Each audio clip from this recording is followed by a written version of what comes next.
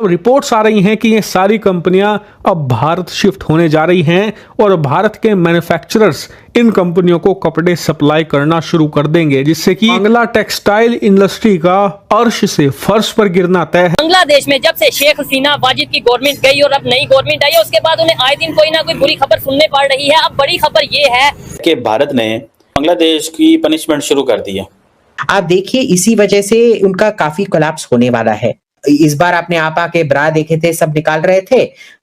अभी ठहरिए, 6 महीने से 1 साल में मोहम्मद यूनुस का कच्चा निकाल के आपको उसका विजुअल्स मिलेगा। और जब आप भारत के लिए इतना टॉक्सिक नैरेटिव चलाएंगे और माइंडसेट इतना खराब होगा, तो भारत ने तो बांग्लादेश का बहुत साथ दिया। ताकि बांग्लादेश बना ही भारत की मदद से था। अगर भारत मदद ना करता तो बांग्लादेश नामी देश ही शायद इस दुनिया के नक्शे पे ना होता।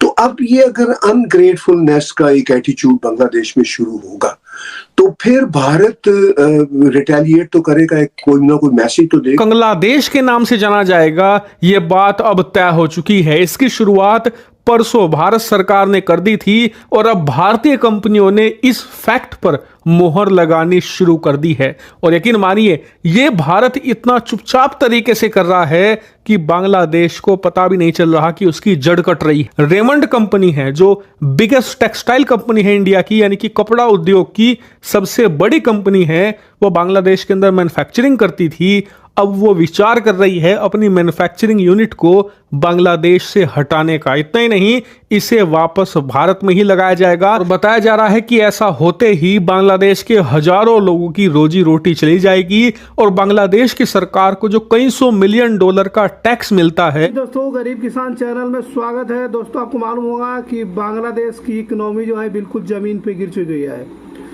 क्योंकि वहाँ का बांग्लादेश की सरकार जो है कर्ज में डूब चुकी है। लोगों के पास पैसे नहीं है आटा खरीदने के लिए, आटा भी नहीं है। पूरे सरकार के अंदर जो है अफरा तफरी का माहौल बना हुआ है। जब से शेख हसीना बांग्लादेश से भागी हुई है, तब से आए दिन कुछ न कुछ बांग्लादेशियों के साथ में होता रहा और साथ में भारत से भी जो है रिश्ते खराब हो गए बांग्लादेशियों के।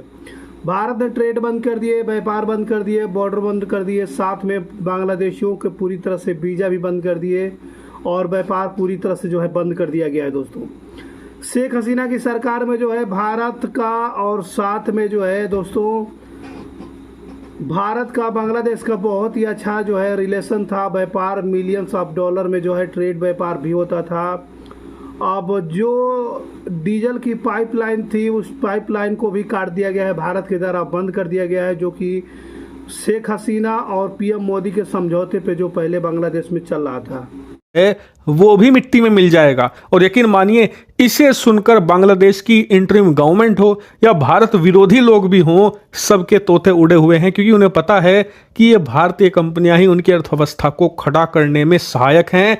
ये चली गई तो अर्थव्यवस्था का कोलैप्स निश्चित। बांग्लादेश और इंडिया को लेकर कि जो डीजल पाइपलाइन है उसको जो है वो रोक दिया गया है, क्या कहेंगे सर? अब ये क्या हो रहा है? और जाहिर है इससे बांग्लादेश में तो लोगों को बहुत ज्यादा फर्क पड़ेगा, क्योंकि उनकी जो मशीनरी है, जो कि काम होता है, वो ज्यादातर डीजल से ही होता है। तो क्या ये गवर्नमेंट चेंज होने के नतीजे में है या कोई और रीजन लग रहा है?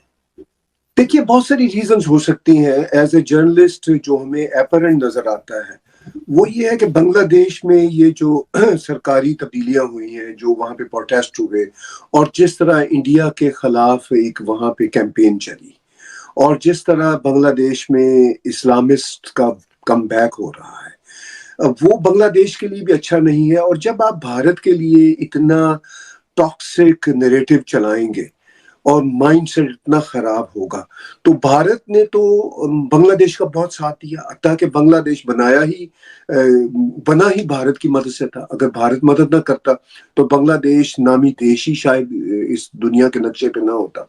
तो अब ये अगर अनग्रेटफुलनेस का एक एटीट्यूड बांग्लादेश में शुरू होगा तो फिर भारत रिटेलिएट तो करेगा, कोई ना कोई मैसेज तो देगा।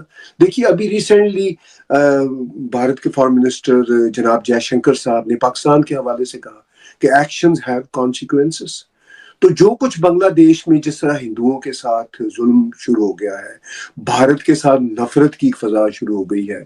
आपको याद होगा कि वो जो मालदीव में जिस तरह मोइजू की सरकार ने किया कि इंडिया आउट, तो उसके बाद वही आप मोदी जी की तीसरी ओथ सेरेमनी पे उनसे बगल में बैठा हुआ था, मोदी जी के बगल में मोइजो जाके बैठा हुआ था और वही अब मतलब हाथ जोड़े हुए था। अच्छा, भारत की कभी ऐसी पॉलिसी भी नहीं है कि कोई दूसरे हाथ जोड़े।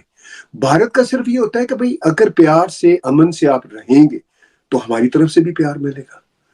अगर आप दहशतगर्दी की बात करेंगे, हमारे खिलाफ प्रोपेगेंडा चलाएंगे, तो जैसा कि उन्होंने कहा जयशंकर जी ने कि uninterrupted talk with Pakistan is over, तो वही मामला शायद मैं ये कह सकता हूं कि अगर बांग्लादेश की तरफ से ये एक टॉक्सिक नैरेटिव बढ़ता रहा तो बांग्लादेशियों को फिर भारत की तरफ से वो जो अनइंटरप्टेड डायलॉग वाला मामला है वो वहां पे भी ओवर है। ये पहला झटका लगा, ठीक है जी।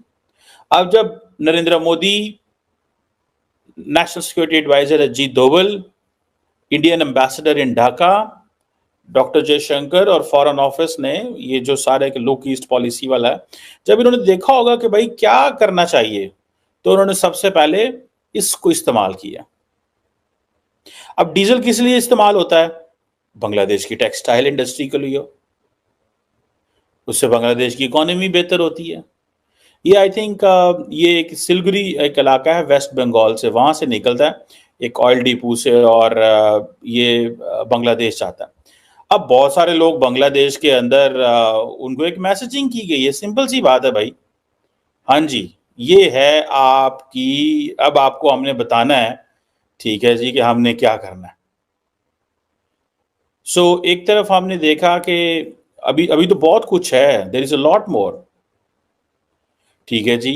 ये जो इंडिया बांग्लादेश फ्रेंडशिप पाइपलाइन थी जो कि डीजल लेके जाती थी, वो कहते हैं जी हालात आपके ख़राब हो गए हैं, जिसे वो कहते हैं ना कि ये थोड़ा मुश्किल होगा, अब हम वैसे नहीं करेंगे।